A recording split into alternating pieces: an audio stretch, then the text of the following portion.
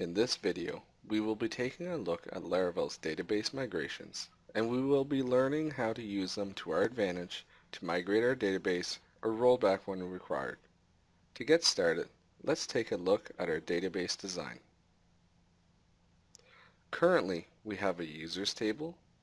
We also have a passwords reset table. And we have our own table which we will be making called posts.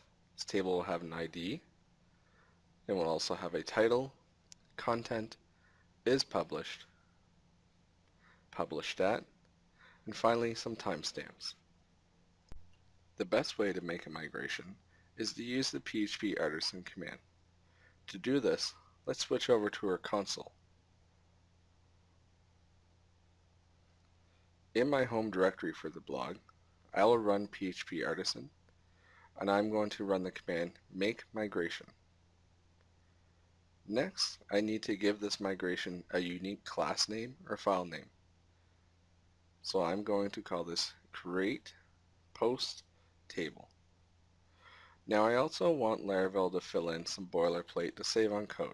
So I'm going to pass it the parameter create and give it the table name of posts.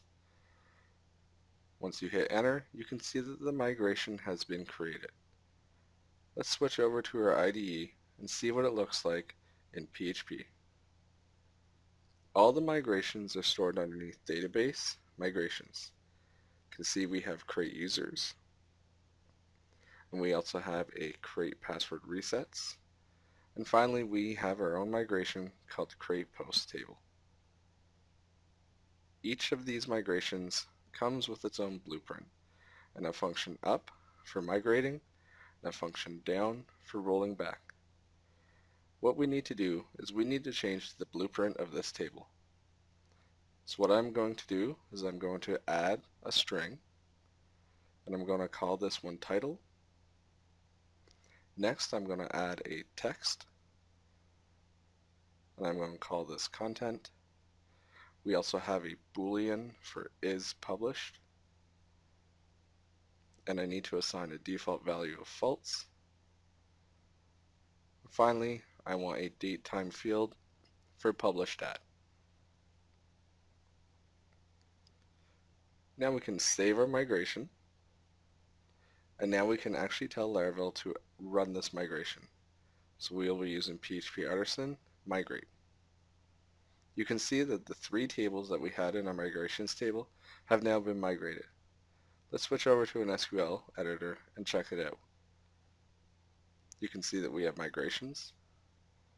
We also have password resets. We have posts, and we have users. You may have noticed that we did not have migrations in our migration file. This is a table that Laravel uses to take care of the migrations.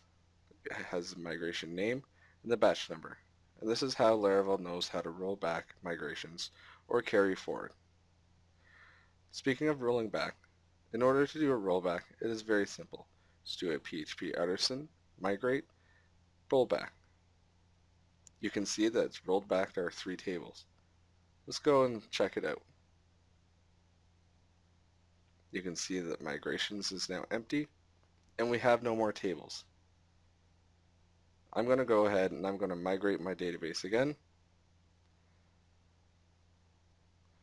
And once that is done, if you want, you can check it back out. But we're ready to move on to the next video.